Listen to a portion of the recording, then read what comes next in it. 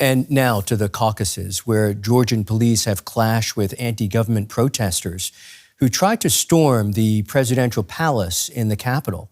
The unrest in Tbilisi followed a municipal election boycotted by the main opposition blocs amid a sweeping crackdown on dissent. Activists say it's the last chance to save democracy in the former Soviet republic.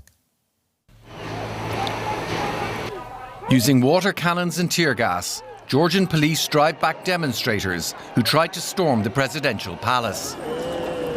Thousands of protesters waved Georgian and European Union flags as they streamed into Tbilisi's Freedom Square. Opposition parties had called for large protests against the ruling Georgian Dream Party, which demonstrators say wants to destroy Georgia's democracy and drag the Caucasus nation into Russia's orbit. The protesters support membership of the European Union, a cherished goal for many that has been enshrined in the country's constitution.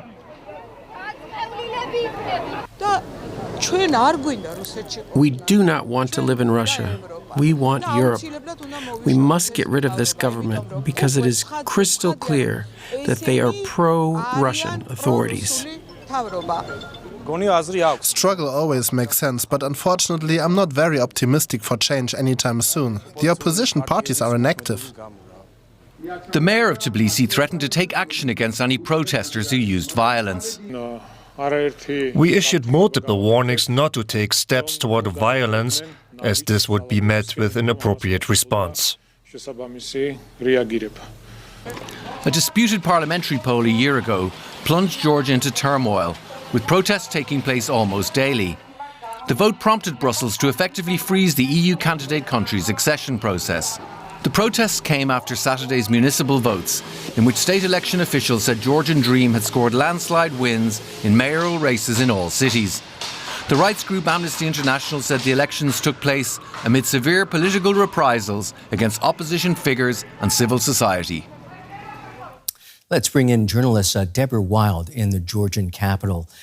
Deborah, how has the Georgian government responded to last night's events?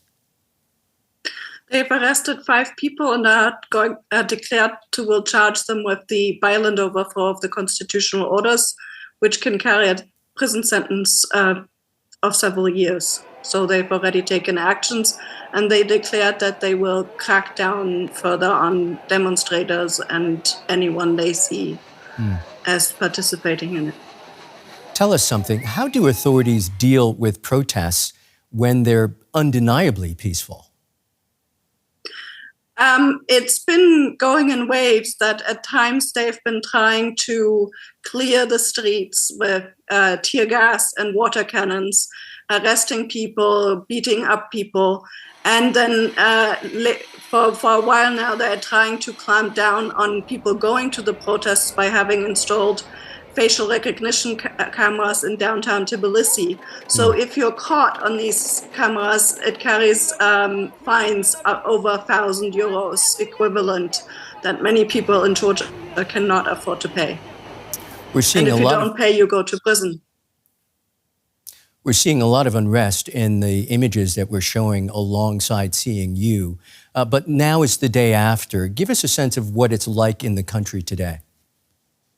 What's the climate? Well, people are frustrated and people are scared because they, as you've seen in the report, they do not want to what they see going back to Russian circumstances or the former Soviet Union, and they want a change. And the government,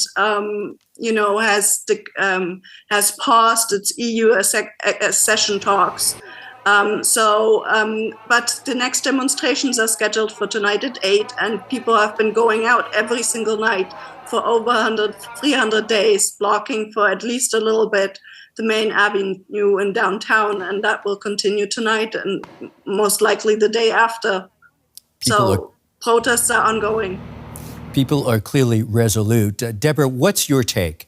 How representative are these protests of the general sentiment of the broader society? According to polls that have been conducted for decades, over 90% or close to 90% of the Georgian population want to become full members of the EU.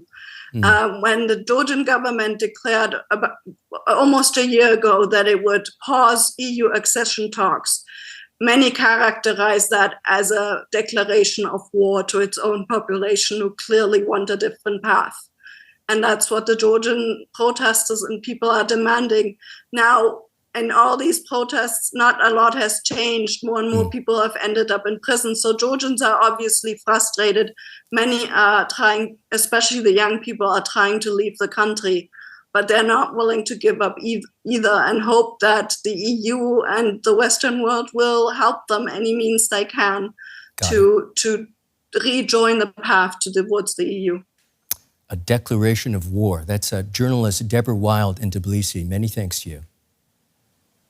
And for more on the unrest in Georgia, I'm joined now by my colleague, Anja Koch, who has frequently reported from the country. Anja, good to see you. It had been actually rather quiet in Georgia in the last couple of months. So where did these new protests come from? You're right, it had been much quieter than it was last night. But it's important to remember that the protests have never died down completely. We have seen protests for the last 300 days in a row. This wave of protests started when the Georgian ruling Dream Party decided that they would put a stop on the accession talks with the European Union. That happened in November last night, and since then people have been taken to the streets every night. Now, of course, these protests can't be as big every day because, you know, people have to live their lives. There's a certain fatigue as well. So why were the protests yesterday bigger? I think it was because of the occasion. It was the day of the local elections, and many Georgians, especially those who are pro-European, feel that these elections weren't free or fair. And this is something that many Georgians are very passionate about because they understand that they have to meet certain democratic standards in order to join the European Union. And this was a day where they see their country's democratic backsliding, and this is, I think, what made people take to the streets again. Well, it is kind of strange to see so many pro-EU demonstrators. We saw all of those European Union flags held by people in the crowds, and yet this Georgia Dream Party, which is accused of being pro-Russian and authoritarian, won by a landslide. How do you explain that? Well, first of all, as I said, these elections couldn't be considered fair or free. Major opposition parties didn't take part. They boycotted the elections. Also, even before the election, major opposition politicians were beaten up, arrested, threatened.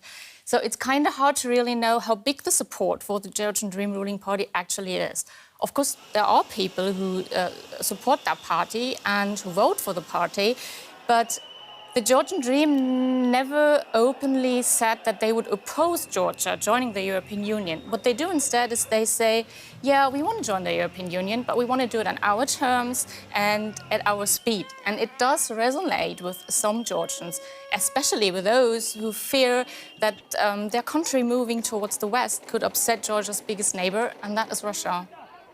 Now, Anja, I know you've reported from Georgia many times. What's your take? Where do you think this will go next? How is the government going to continue to respond to these protests? And is EU accession just not going to happen? Well, we already heard the Prime Minister saying that he will go after those who organized the demonstration last night. I think we will most likely see, I hate to say it, but we'll most likely see another crackdown on civil society and on those people also who peacefully took part in the demonstration last night. How the government could be doing it, they have shown us in the last weeks and months.